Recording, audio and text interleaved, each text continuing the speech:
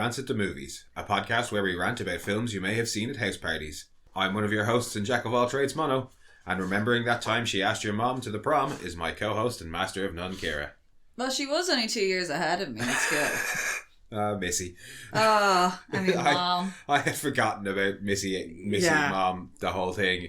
And in particular, forgotten about Dad being like, here's some money, go get dinner while I bang your, peer in your bedroom. Yeah. In the bed? In his bed. bedroom? Yeah. Really? Oh, rotten. Yeah. Rotten, Dad. Yeah. Absolutely rotten. Change your own damn sheets.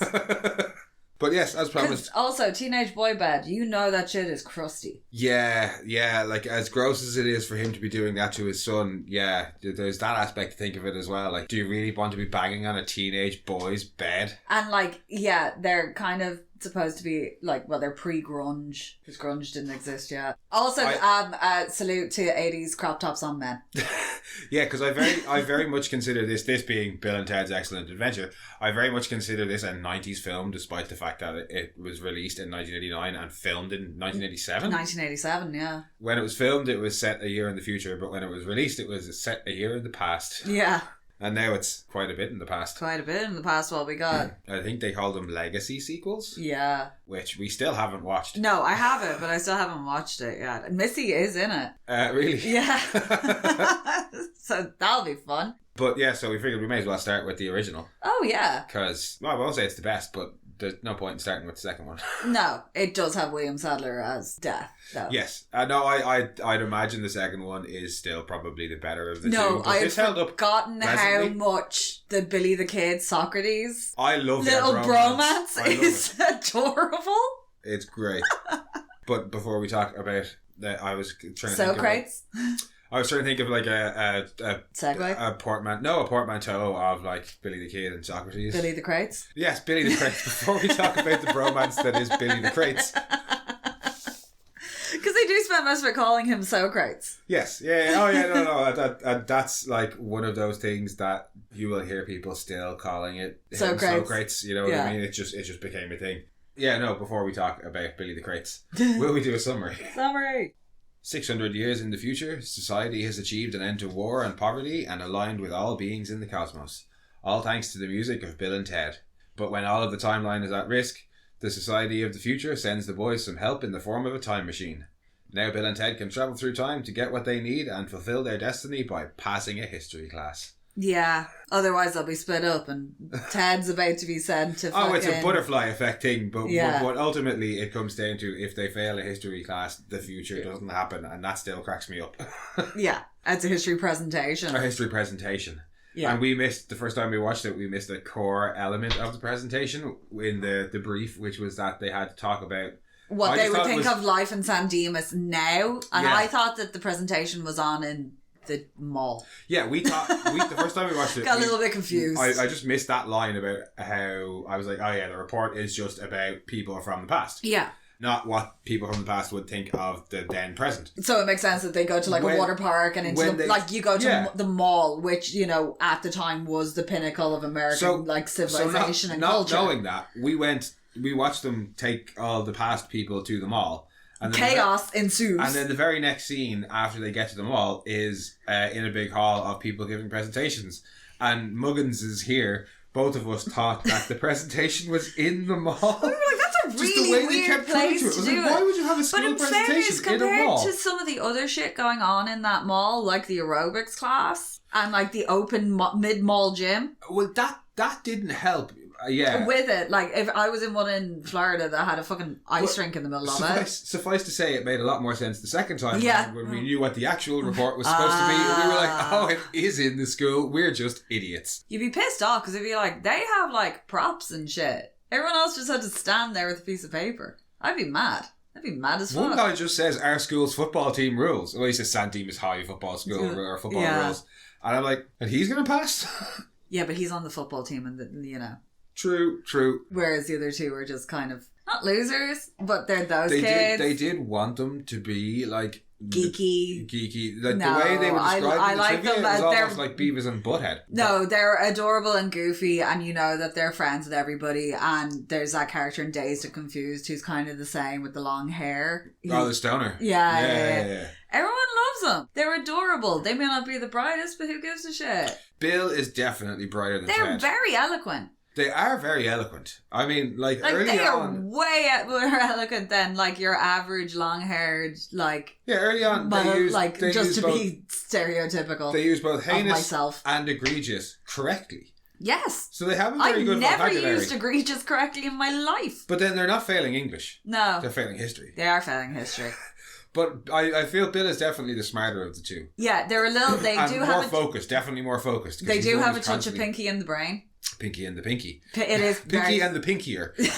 Because Ted is definitely the stupider of the two. Oh yeah. And there's probably a reason he's the one who's at threat of being sent to a military academy. I love the fact that his dad is like, discipline is what works for my son. Well, at least Bill's dad calls him out. Yeah. He's like, you need to give your son more discipline. Oh, is that what works so well for your son? Yeah. Mr. Police Officer man who's like really nonchalant about the fact that you've lost your keys. He is very nonchalant because he gives out about the keys at the start, and I was like, okay. They've been missing for 2 days. I was like, maybe it's like car keys for like his personal car, and he's a cop, so he's got a work car. He's got a police car. That maybe it's keys for a shed, maybe it's spare keys for the house, because he doesn't seem all that worried. Yeah. And then later on, you find out it's the fucking cell block keys. Keys to the station. How did they lock up all the people from the past? They must have a spare set. And if they have a spare set, well, I suppose he doesn't need to be super worried then, but he's still far too nonchalant. He still lost a set of jailhouse keys. Also, that's a very office block looking police station, or is that just me? No, they tend to look a bit like that. It's like a relatively young, new town. It is. Didn't they have their 50th year? Oh, that was incorporation, which is a different thing in the US. That's when you're considered a real city. No, let's not get into that. That's just confusing. But they did have 50 years of being excellent or something like that. Nice. Yeah, that's the tagline. I think they've been around. It's been around as San Dimas for about 200 years as a recognised settlement. Buttons compared to the rest of history. Our kitchen has been around for about 200 years. Yeah, and it looks it. I'm pretty sure the bats have been there that long too. Yes. Yeah, 50 years is nothing. No. No offence, but yeah, we spit on that. Well, I mean, the film is, pushing 40? Yeah. At this point? In what? 4 years it'll be 40? Yeah. I know, in fairness, the third one, they have kids, so they're teenagers, so also the kids are teenagers. Yeah. No, they're not teenagers. Well, I mean, it is a time travel movie, so who knows? But back to this time travel movie. That gets into a bit of weird Back to the Future where he's like, my mom is hot. Ooh, it's my mom. Well, I mean, that's already in this film. Yeah. Dude, it's your mom. Yeah. I also completely forgot about the Oedipus joke last week in History of the World where Oedipus is like, give to the poor, and Josephus... Oh, what's high up, five? Motherfucker? Yeah. Yes. I remember that today. Because there's an Oedipal joke in this. Yeah.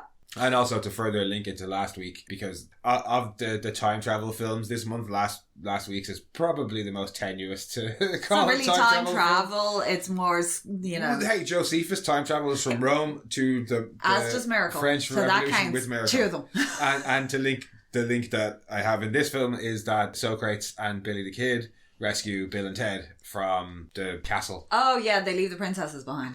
They do leave the princesses behind, because that was another line that we missed where they're like, oh, we looked all over England for you. It's like, no you didn't. We didn't see it anyway. He's just came back. But to differentiate it from Back to the Future, I really like the time travel rules, or lack thereof. It's a phone number. You dial it. It's cool. Well, there's no worries. There's a big phone book, which I don't think... No worries about, when Rufus finds out that they've been collecting people from history, he doesn't say so much as, make sure you bring them back to the correct time. How did they get Napoleon in the first place? He tells his men to blow them up, and somebody, I think, shoots at them, or something there's an explosion near him. Yeah, he's so little, he gets blown to where they were and gets sucked into the portal. Because I was like, how did he? Because it looks like he just falls out of the tree. No. Napoleon has a great time. Napoleon does have a great time. He has a blast. He has the best time, I think, out of all of them. He got to go to the water park. He got ice cream. And I did think when they're about to get beaten up by all the cowboys, and they're like, we're obviously not going to be able to win this fight, but can we interest you in some tickets to Waterloo Water Park? And I was like... That is actually the real water park in San Dimas. But is that the real name? Huh? Is that the real name? Yeah. Oh, it is the real name. That's the real name. Because at the time, I thought, when we first watched it, I was like, Waterloop is a weird name for a water slide park, because I doubt there's any actual loops. There was one once in New Jersey, and it decapitated somebody. And it was in the theme park that got shut down entirely. But then when Napoleon ends up there, I was like, aha, I get it now. Waterloop. Yeah. But if that's what the park's actually called, then I'm just maybe okay. Yeah. But yeah, Napoleon does have he has a great time until he gets ditched by Deacon. Then he's a bit sad. Yeah, but then he gets to the water park, and then when they find him and they wrap him around in the towel, and they're like, "Come on!" and he's going, "No, France." And of course, we get the excellent George Carlin. Oh, so not enough George Carlin.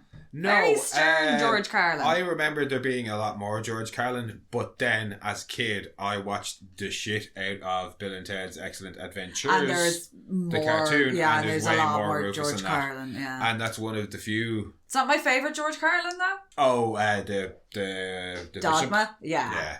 Buddy Christ. Buddy Christ. Because I was just like, wow, I've forgotten just how ultra 80s parts of this are. The future in particular. Those fucking shoulder pads that he's got. I don't know how he managed to get out the door. I loved the whole future council. It being like Clarence Clemens. I didn't like the fact that when they get out of the telephone booth in the future, they comment on how good the music is. It's not good music. It's not good music. And I like 80s music. You like 80s music. I like 80s and music. For the bands that they mention, they're like Van Halen and Iron Maiden and Ozzy Osbourne. Yeah. And then they get out and there's this like cheesy 80s synth. And it's apparently their music or based on their music at the very least. And I'm like, that's not what these guys make. These guys make like rock, surely. They're called Wild Stallions, for fuck's sake. Yeah, like I'm fully expecting them to be a Motley Crue style band. Yeah, and there's a lot Look at them. Like, these guys do not make synth pop. No. Mind you, Trent Reznor made synth pop before he was in Nine Inch Nails. That was as a like. It was in a different group. And it was as like a favour to his mate. Yeah. It's still hilarious. Well, but that's it. If you listen to early Nine Inch Nails, like Pretty Hate Machine is very synthy. And he's industrial. These guys are cock rock. Yeah. That's like that. You see these guys, those guys are going to make cock rock. That's what they're going to make. They're up there with the fucking Def Leppard and what's his face, dude, looks like a lady. Yeah. No, not Aerosmith, the band that's about. Motley Crue. Thank you. That's like these guys make cock rock. Like, and when Rufus shreds later on, it's pure cock rock shredding. Like, yeah. Well, they keep going on about needing Eddie Van Halen. I can't remember what happens in the second one, but in my head, Rufus is the one who actually teaches them to play guitar. I do love the fact that when he realises they can't play guitar, because, you know, the Red Dwarf episode where there's two listers. Oh, yeah. They trick one. That's how they find out which one's which. Oh, Red Dwarf. And that's such a good, as funny a gag as that is. It's a brilliant little like sci-fi trope as well. Like, it's just so good. That show is so fucking excellent. It's because you think you can play guitar. Yeah, but they know they can't though. Yeah. Again, that was one of the things that I forgot. They're really self-aware of the fact that they... I thought, like going back, having not watched this in years, I had it in my head that they thought they played real guitar as good as they play air guitar. Like, yeah, but no, they can't play guitar. And I loved it right there at the start, the whole argument about, you know, we need to get Eddie Van Halen. No, we need a video before we, you know, that's how we get Eddie. And like, but we need to be able to play to make a video. Oh, but we can't play until we get Eddie. It's just, it's a great little argument. Oh, they're so sweet. And the fucking massive video camera. Oh, yeah. Like that manhandling old 80s tech. Forget moving a TV. That didn't even look that unusual to me because I was used to cameras of that size in my youth. But, yeah. The one that took the full VHS tape. Oh, yeah. Yeah. We had one of those bad boys. Fucking nearly exceeded the weight limit on planes. Speaking of things just basically being the same as my youth, though, and that not really being a thing for me, because I'm sure if people watched it now, they'd be like, look at the size of that fucking video camera. It's actually quite, like, compact, considering they're holding a guitar and, like, handing it over to somebody. Yeah. And that didn't, like, falter under the weight. But this, as a whole, the nostalgia is probably very strong with it, but it's still just as good as I remember. It's really entertaining. Maybe not as funny as I remember. As a kid, it was a lot funnier to me. But it is more of a family film. Yeah, because like they gather everybody really, really quickly, and then you get all the fun with the characters in the modern day. Or in the earlier characters in various time settings, like Billy the Kid and Socrates are there as they pick up everybody else. Yeah. And the two of them... And rescue them at one point. And the two of them just, like, take to time travel like ducks to water, apparently. Yeah, they're having a blast. I too dare bromance, though. I also love Joan of Arc, because she was 31 playing that. She was 31 playing a 15-year-old, and they were 20 and 21, I think. But the second that they appear, she's just like, okay, yeah, screw the God plan. Oh, and of the princesses, one of them auditioned to be Joan of Arc and one of them auditioned to be Missy. Oh, right. Yeah. And they considered Pauly Shore. Ew. Yeah, no thank you. No, I can see why though, because... Well, at the time, yeah. That was kind of his vibe, but no. No, Alice the Weasel. And I elected to freeze the weasel. Hey, you remember that? I was born in 1985. That's the stapler. That's Rob Schneider. Yeah. The stapler. The fact that you got that. Anyway, no, I couldn't picture anybody else other than the two lads in the role. They are just... It's Keanu Reeves' career is so bizarre. He was terrified for years that his headstone was going to read, "Here lies Keanu, he played Ted." Yeah. Oh my god, though, when he was doing press for the most recent one. That's what I was going to say. That then the fear was obviously to do with the fact that everybody was just he was always going to be Ted. Now it's hilarious because of that interview where, your man got it wrong and called him Dude, I'm Ted. I'm Ted.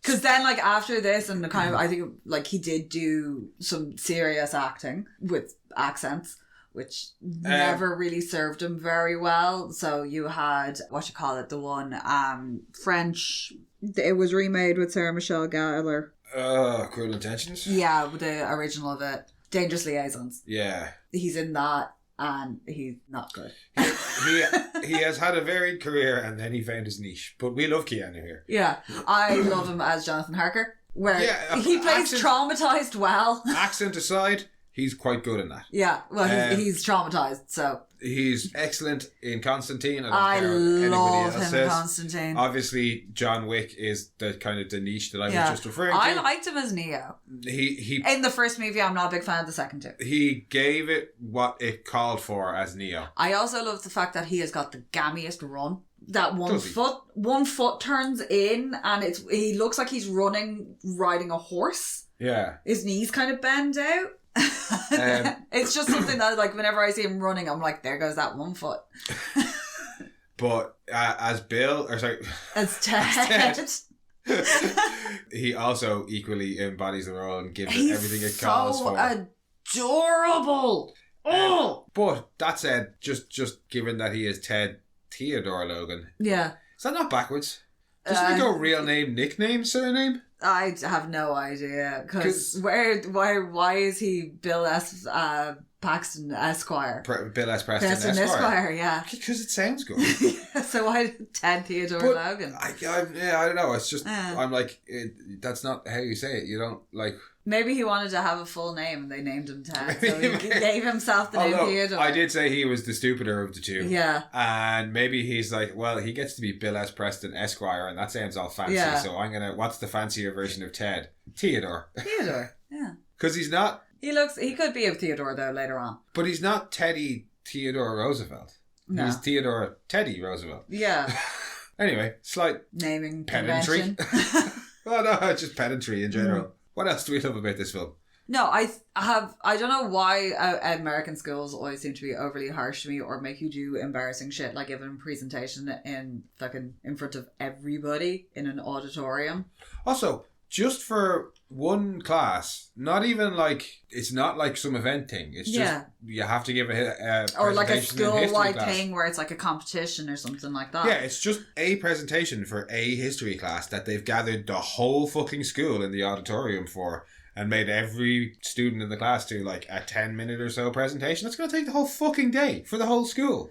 What? Yeah, I don't understand. No, I think it's just a plot thing rather than an indicative of American schools at large.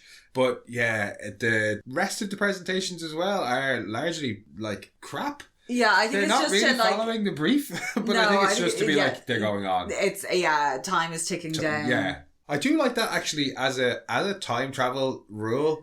It's not one that I've come across before or since. Where they this start film. manipulating it and being like, we need to remember this for next time. No, that I've come across and I really enjoy that. But when they time they moves leave, in real time so when, from the timeline they've left. Yeah, so when they leave San Dimas in the telephone booth for the first time, they have, say, 10 hours until they have to give their presentation. And they have that. They can't just spend however long they want and come back to the time they left. Yeah. Time passes in real time for their time zone that they've left, kind of. Yeah. It's I for the purposes of the film, I get it. It gives them a ticking clock. They have to get back by a certain point, and they can't just use the time machine. It's an interesting take on it. But then, because of that limitation, they then use the other thing that you just brought up that I do really enjoy, where they're like, well, we still have to get the presentation, but afterwards we still have a time machine. Yeah. And then we can go and fix all the things that we forgot to do, like go and steal the keys and leave ourselves little notes and make the a thing with boys a tape would, recorder. and do the whole thing. And yeah, I really enjoyed that side of it, dropping the bin on his dad. Just when he's just standing there going, remember a bin, remember a bin, remember a bin. And then it says Wild Stallions Rule. That would be a fantastic, like, superpower. I have the ability to time travel, but I just have to think about what I need first, and then it's automatically there for me. And obviously, it's just a silly, like, it's not a film to be taken seriously, certainly not the time travel in it. No. So I think they kind of do that on purpose to have fun with it, so that there's no pointing out like plot holes in the way the time travel works or anything. It's just silly. I have to remember to do this later. Because obviously, there's no concern for putting the people back in. There's no hurry or anything they like put them that. back later. It's fine. It's all good. Yeah. I don't know how Genghis Khan would have gotten on back in his timeline after the joys of American football pads and a baseball bat. Well, that's it, yeah, because given what I just said, I'm now going to poke holes in everything.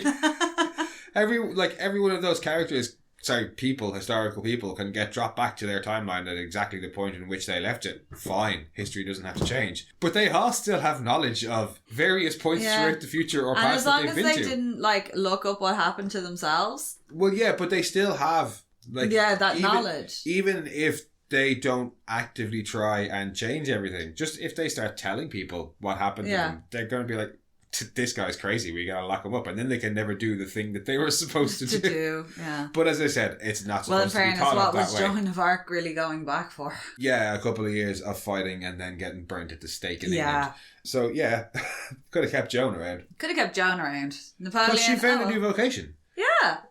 Aerobics instructor. She really went for it. And Beethoven could easily have found a new job as the lead singer of Children of Bodom. Oh god, because I kind of feel like Alexei Leho was watching this film and went, "Hang on a second, oh, I like that." Yeah, well, in fairness, classical music with metal go together really, really well. But just that when he starts going, Sky had been around for a good bit as well. Oh no, but when he starts going to town on those pianos, my very first thing was Children of Bodom. Emerson, Lake and Palmer could never. And yeah, if you like what he's got to offer there and you don't know who Children of Bodom are, go and look them up. But yeah, back to the mall madness. I do enjoy all the mall madness. I was like, oh, why would you take them to the mall? But the mall was like the pinnacle of like Americana, especially in the 80s. Oh god, yeah. 90s, I suppose. But yeah. That was its heyday. So this was where you were going to experience everything to do with American culture and try all the foods and see all the things. Certainly American culture as seen through the eyes of teenage boys. Anyway. It's where all the babes are. Socrates and Billy the Kid hitting on the two teenage girls. I know. And then Freud coming over being like, you can call me Ziggy. Oh, Ziggy. They call him a geek and fuck off, and then Socrates getting the last little dig in, just being like, ha, you geek, and walking off. I know I said it already. I don't know why, yeah. It's like, just like, who put the pair of them together and decided they were going to be pally pals? But of all the people you would expect to, like, cause shit, with the exception of maybe Genghis Khan, you would think infamous outlaw Billy the Kid.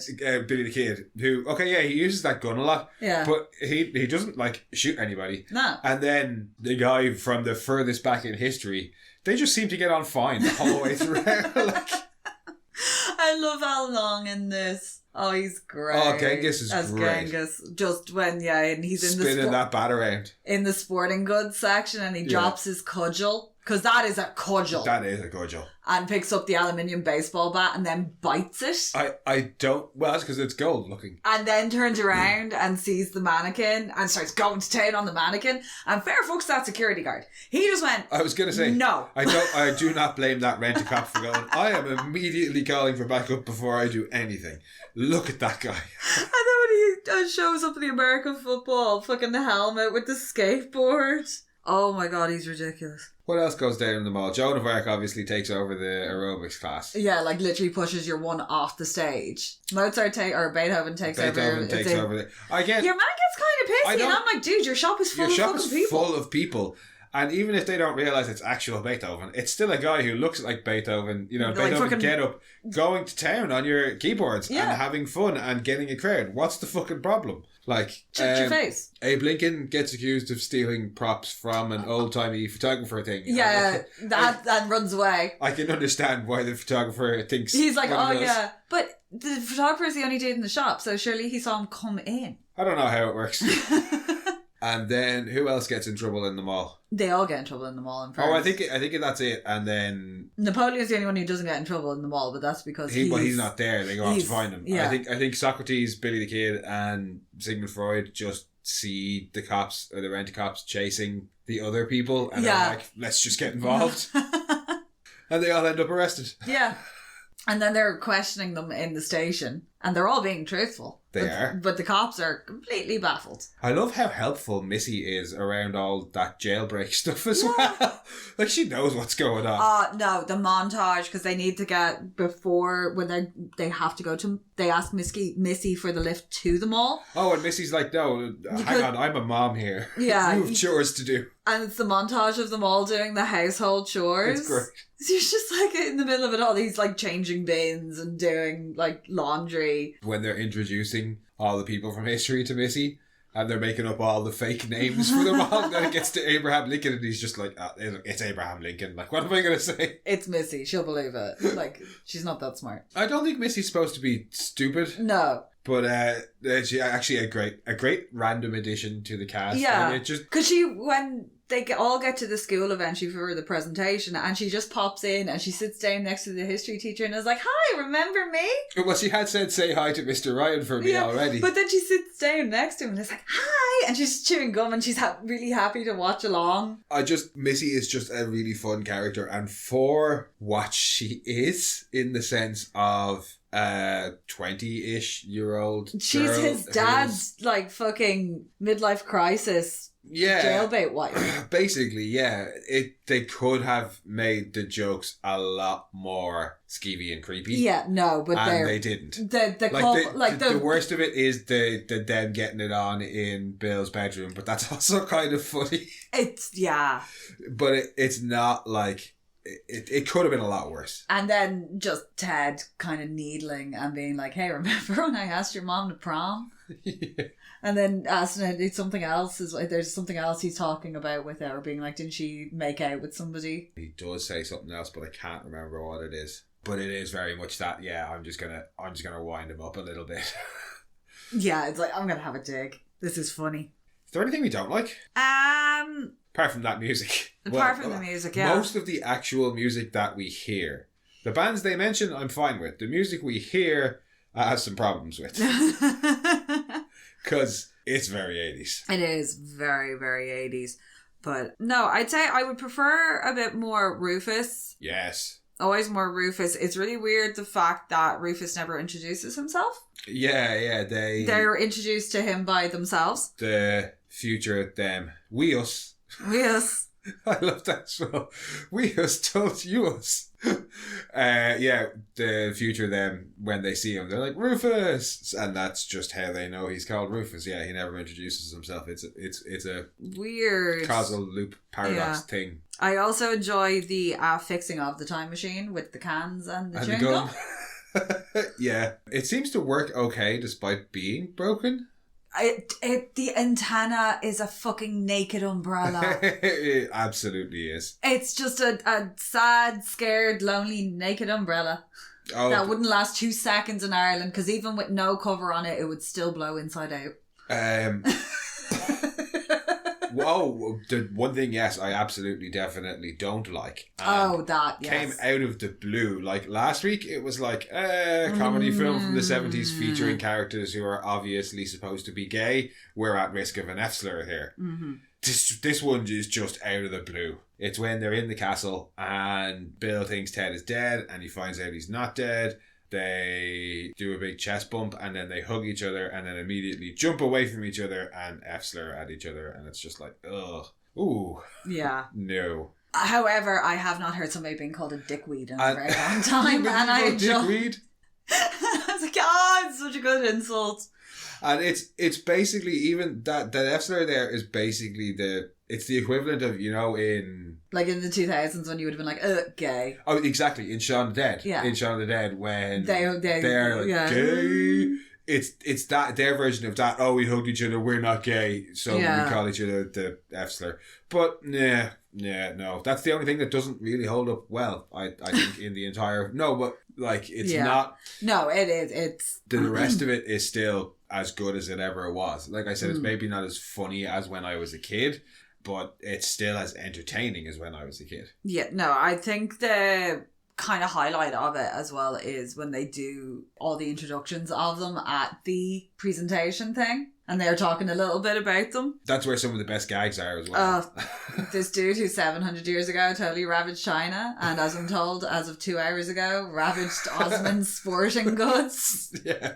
Or when Freud psychoanalyzes... No, I just got a touch of an edible complex. Or Ted's dad and then asks Bill, and Missy's like, ugh, what?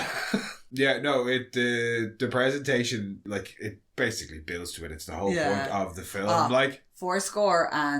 7 seconds ago. Yeah, just everything that went in the presentation and the way they've done it, it's hilarious. And like Ted, like translating for Socrates about everything he loves. And plus we get the Kansas and Days of Our Life joke early on. Nothing but dust in the wind. Sand through the hourglass. These are the days of our lives. Yeah, because that's when... And he went on to be on Days of Our Lives as well. And so did Missy? I think Missy was. Socrates definitely was. Somebody, or Missy had been on it and then Socrates ended up on it. Not Socrates, but the guy who... Yeah. As to other positives or negatives, I think I would agree with you for lack of Rufus. Yeah. And they rectify it in the second film, as I recall. And he can't be in the third film. No. Now I've made myself sad. Oh no. I've made myself sad. It's alright, they got William Sadler back though. Good. Yeah.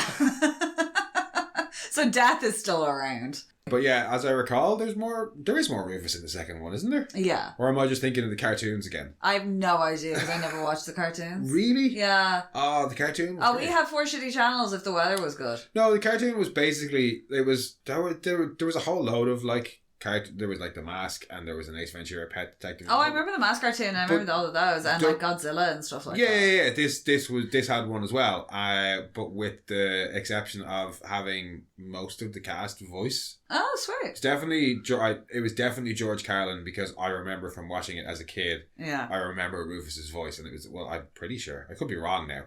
But I'm pretty sure it had a lot of the It's cast. probably Jim Cummings because he was fucking everybody. What's the other one? What the other like really... Oh, didn't the Aladdin cartoon have Robin Williams as the genie still? No. I think, or they might have just used, because he produced so much material, they might have just been able to use all of it. Because that's why he never won. He wasn't able to be nominated for an award for it because it was all ad-libbed. Oh, yeah. So that isn't in the... It's like, that doesn't count as a performance. As a voice acting role. Yeah. Anyway, that was random aside. Yes, back to Bill and Ted. No, it was George Carlin as Rufus. In the cartoon? Yeah. Unsurprisingly, Maurice LaMarche is also in it, but as other voices. I wonder can you get that? I wonder does that hold up as well as this did? Yeah, Alex Winter, Keanu Reeves, Dana Hill, Tress MacNeille. So Mom. So the actors from the film and then a bunch of Futurama people. Yeah. And Simpsons people. Rob Paulson as well. Yeah, I go, oh wow. That's a pretty good voice cast. Yeah. I'm going to have to look that up and see if it's as good as I remember it being. Because it should be. Yeah. Well, I'm pleasantly surprised by how this held up. Because I was, when we first sat down to watch it, the first 10 or 15 minutes when it's kind of setting up their problems, I was like, oh, is this going to be not as good as I remember? Is this going to be like just really only entertaining for kids? But no, I was wrong.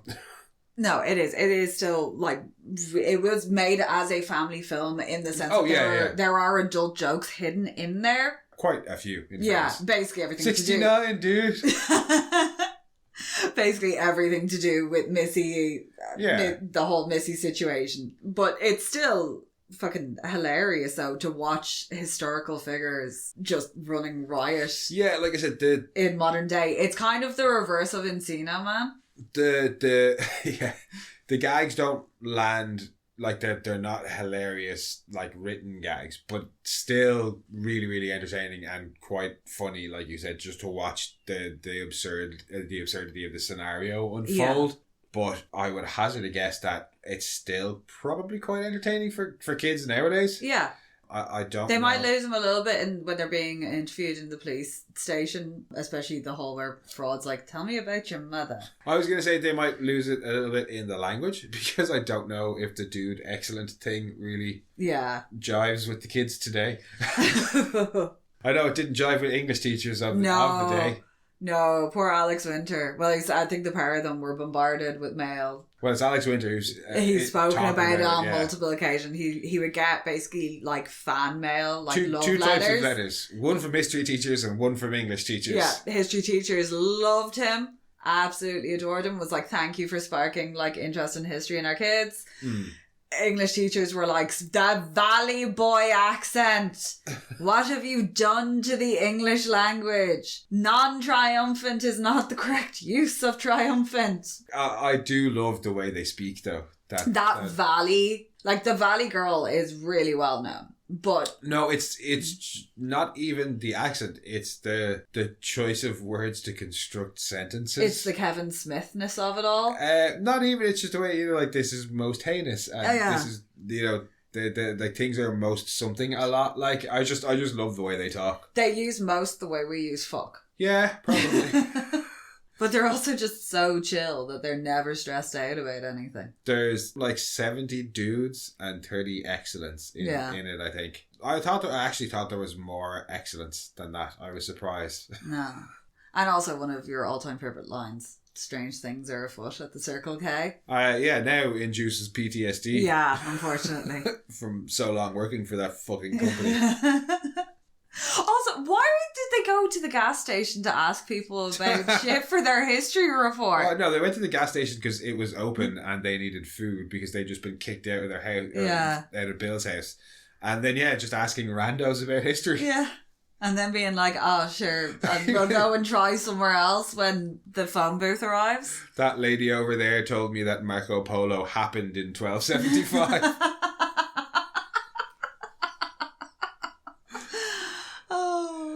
Oh, that makes me sad and worried.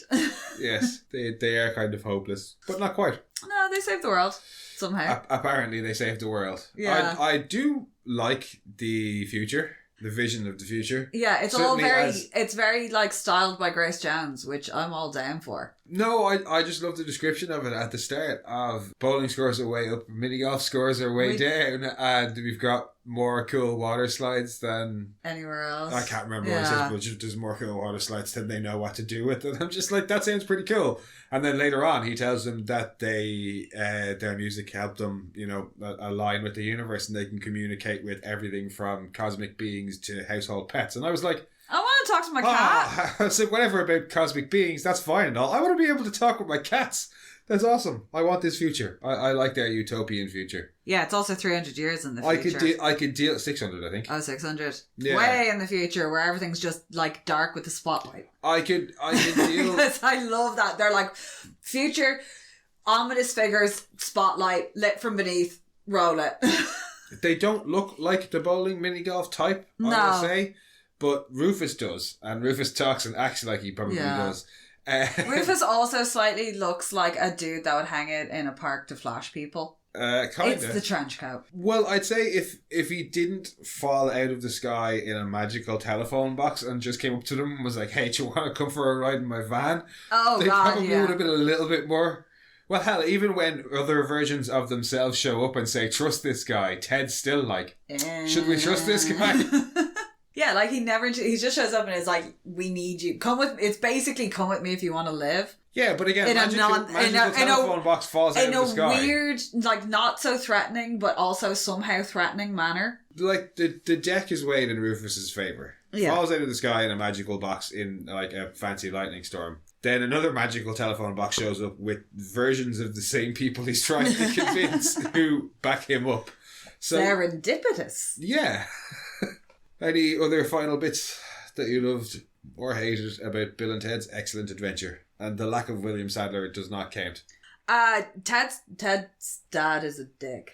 Ted's dad is a dick, but Ted's dad is supposed to be a dick. Yeah, but he's like, you're going to military school, you're flying out tomorrow, like, you know. Well, I mean, he's the nearest thing to an antagonist in the film. Yeah. I don't think the history teacher counts. No, not really. He's just there. Although I did like when he was like, the only thing you've learned about Caesar is that he's a salad dressing. Yeah, that dude with the salad dressing. I love when they're trying to convince the teacher of what they've learned. And they're just like, we've learned that the world is full of history and many things happened. Like listing the things on the wall behind you. No, it is as excellent a film as I remember. Yeah, it's a good nostalgia watch, but it's also just a good fun film.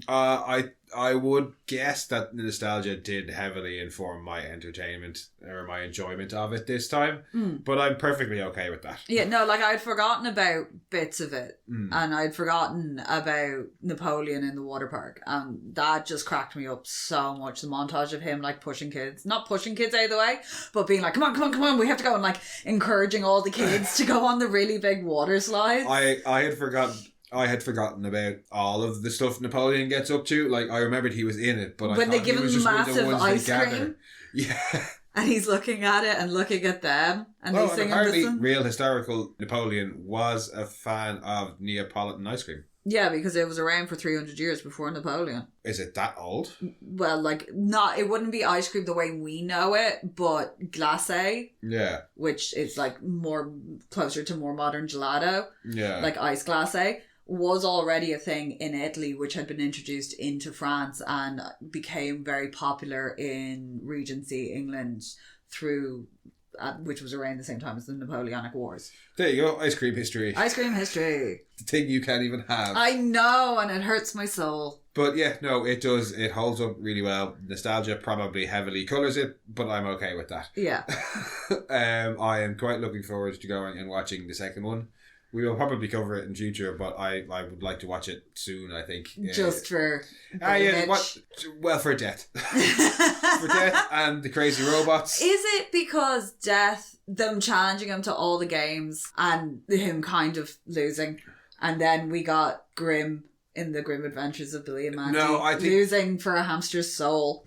The second film is far more of an adventure journey film. Yeah. Not that this isn't, but it's just there's a lot more going on. Yeah, in the second it's a bit film. more perilous. Yeah, there's a lot more scope, and there's a lot more to their journey. Not that to be like, oh, they just went back in time and collected a whole lot of important people but from history. It was like they had to do one thing. But there's a whole exactly. There's just one task in the second one. There's robots to defeat, and there's death to fight, and there's all sorts of other stuff going on. Like, and is it robots? They're on their like. There's doppelgangers of some kind. They're on their fucking trials. They're onto the trial stage of the hero myth. I genuinely can't remember the plot of Yeah. it. Of the second one, I just remember, like, at large, I just remember random bits of it. Yeah. But then I could only remember the plot of this one and remembered very little of the random bits of it. So kind of the reverse. But I think I probably saw the second one in the cinema because it was a bit later. It was like, what, 92? No, I definitely had. I think I saw both of these on VHS. But yeah, I would have been very young watching them both. Yeah. So yeah, the fact that we got a third one that we still have yet to watch. We will. Makes me quite happy. Yeah, we will. We haven't watched the new Batman. And I call it the new Batman. And it's like 4 years old. Yeah, we'll still be calling it the new Batman until the next new Batman. In fairness, comes the out. only thing that we've seen recently that was like new was Alien Romulus, and that was because we made a point to go to the cinema to see it because it. We're terrible for that sort of and stuff. we even waited to see if people like till the reviews came out where people were like, "It's really good. It's the Alien film you wanted. Go see it in the cinema." Yeah, no, we are bad for watching new film, and not just watching new films that we really should and want to watch. Yeah, we're like, we just haven't gotten around. We own it. We just haven't gotten around to watching it. I don't want yet. to watch something new and have to think about it. In fact, I think buying it without having seen it makes it us less likely to because actually we're like, watch fuck it. it, we I have have it there. I can watch it whenever I want. Cue us never, ever, ever watching it. We've gotten distracted again. Yes, we have. That was Bill and Ted's Excellent Adventure. It was most excellent. It was most excellent. Next week is... What are we doing next week? Time Bandits. Time Bandits, yes. I haven't watched that in fucking even longer probably than... I was going to rewatch it when they were like, there's going to be a TV show. And then I was like, nah, do you know what? Can't be arsed. I think the last time I watched watched Time Bandits was at a house party in college. Yeah. It was very much a house party film. And like about time. Yeah. But that's next week. Yes. Thank you for joining us this week, guys. If you want, in the meantime, you can head back and listen to our previous episodes or check out our other podcast, Mono Rants the Boys. Or you can come and chat with us on Twitter at RantsMono, on Instagram at monorants_the_boys, or on Blue Sky at Monorants. Or you can send your own rants to monorantspodcast@gmail.com. And we'll chat to you all next week. Slán. Bye.